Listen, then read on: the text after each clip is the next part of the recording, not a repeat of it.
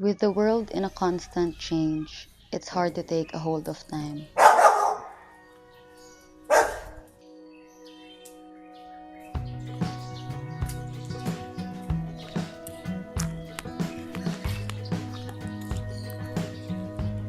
At times, I leave the house where one is unsure if it's nearing the morning or late in the evening.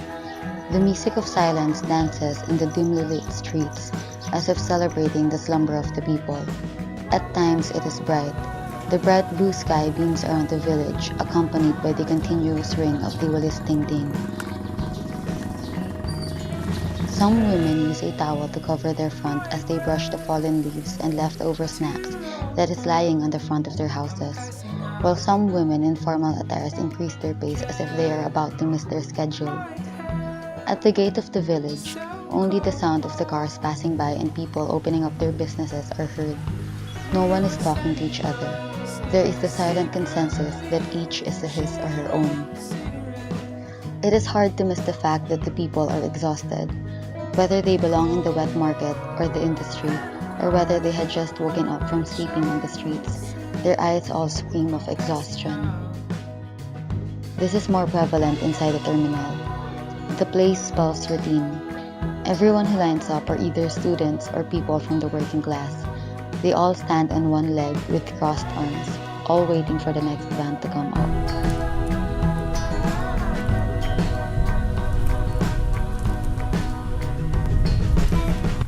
Kuya, bayad po.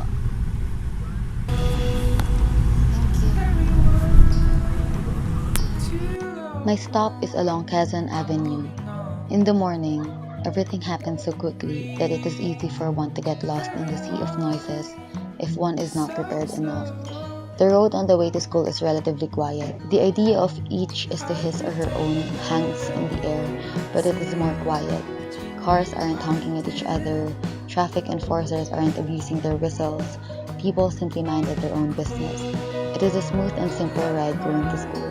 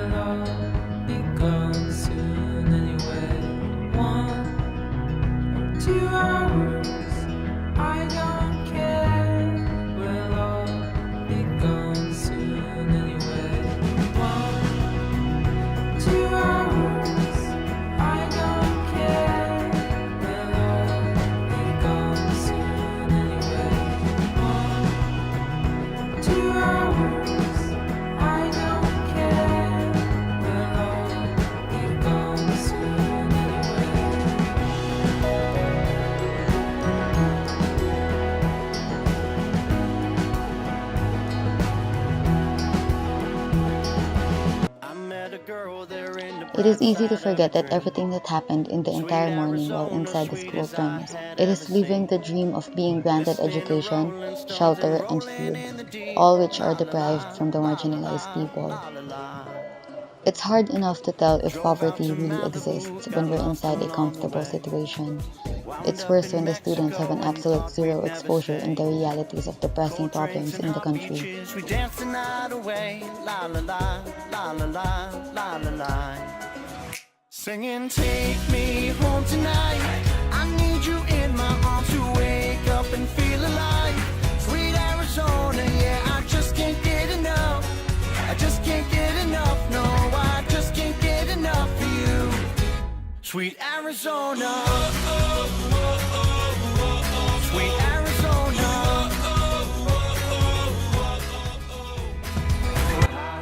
Along the footbridge depicts another side of society, albeit this can only be seen if one is curious enough, because it is easy to forget this if one is fixated onto something.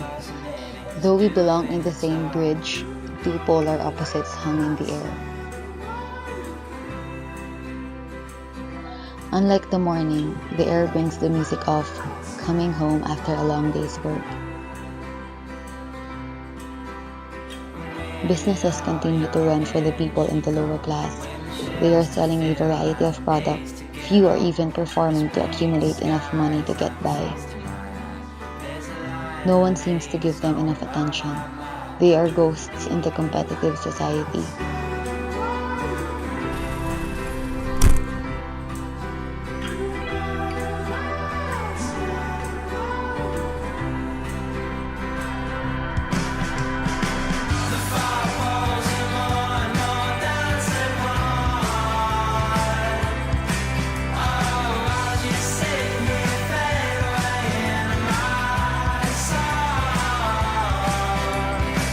Inside the van on the way home, everyone is in deep slumber.